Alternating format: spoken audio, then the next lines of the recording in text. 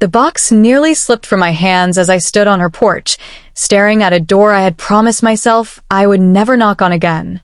My fingers trembled, not from the cold Chicago wind, but from the weight of everything that had been left unsaid.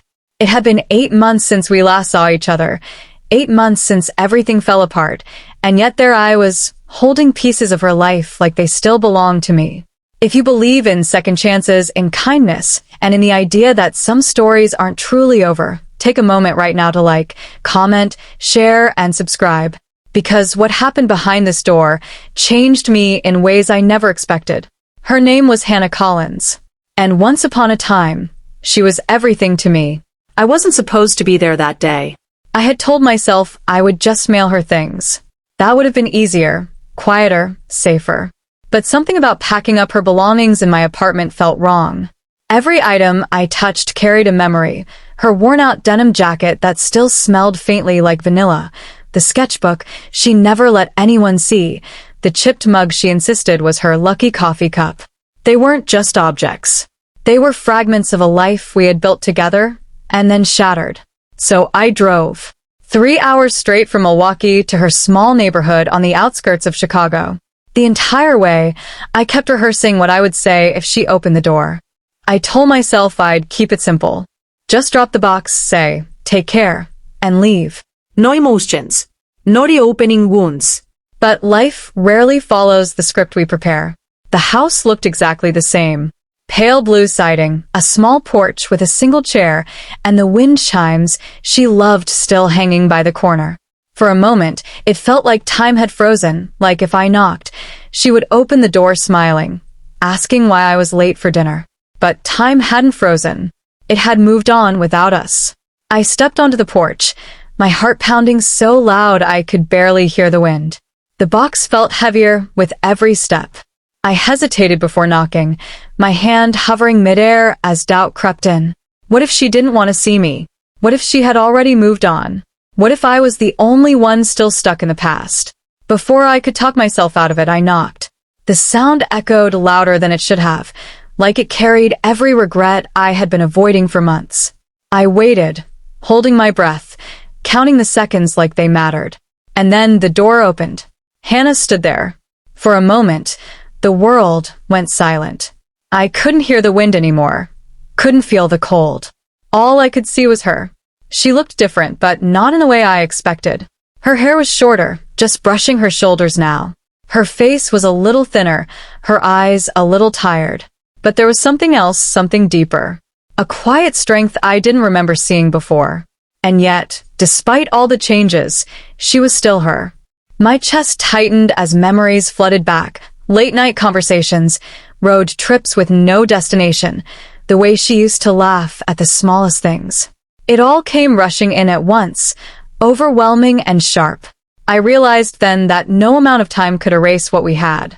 Neither of us spoke at first. The silence stretched between us, heavy and fragile, like it could break with a single word. I finally lowered my gaze to the box in my hands. It felt like the safest thing to focus on. I stepped forward slightly and held it out, my arm stiff, unsure. This was why I came. Just this. Nothing more. But even as I told myself that, I could feel something shifting inside me. Seeing her again wasn't closure. It was the opposite. It was like reopening a wound I had convinced myself had healed. She looked at the box, then back at me. Her eyes lingered for a second longer than necessary, as if she was searching for something, or maybe trying to understand why I was really there.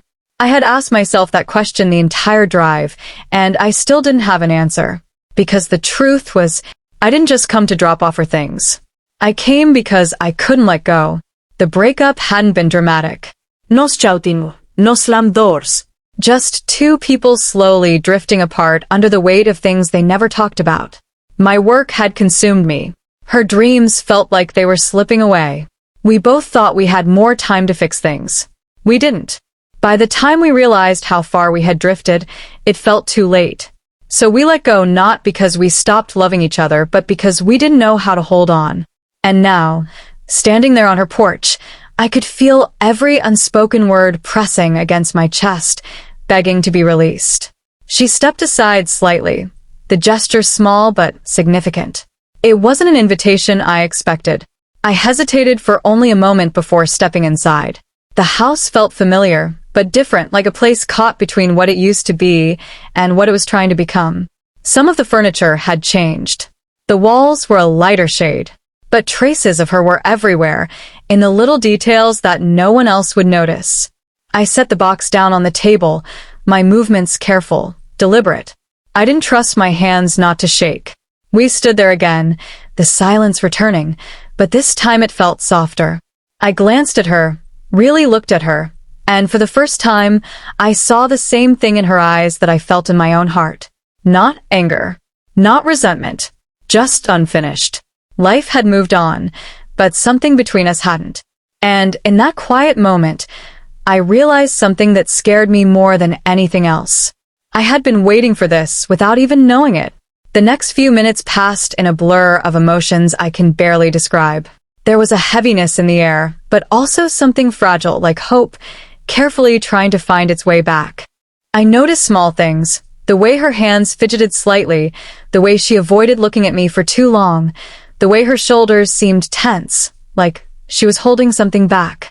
It mirrored exactly how I felt, because the hardest part wasn't the breakup. It was everything we never said. And standing there, I understood that this moment wasn't just about returning her belongings. It was about confronting everything we had been running from.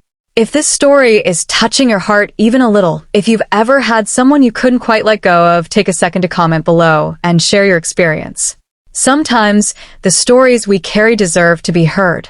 I don't know what changed in me at that moment, but something did. Maybe it was the realization that life doesn't always give you second chances. Or maybe it was the way she looked at me, like she was waiting for something, anything. So I stayed. Not because it was easy, but because leaving again felt impossible. Time seemed to slow as we moved through that moment, both of us standing at the edge of something we didn't fully understand. And then, for the first time since I arrived, something shifted. Not in the room, but in me. I stopped trying to protect myself. Because sometimes, the bravest thing you can do isn't walking away. It's staying long enough to face what you lost. That day didn't magically fix everything. It didn't erase the past or guarantee a future. But it gave us something we didn't have before. A chance to understand.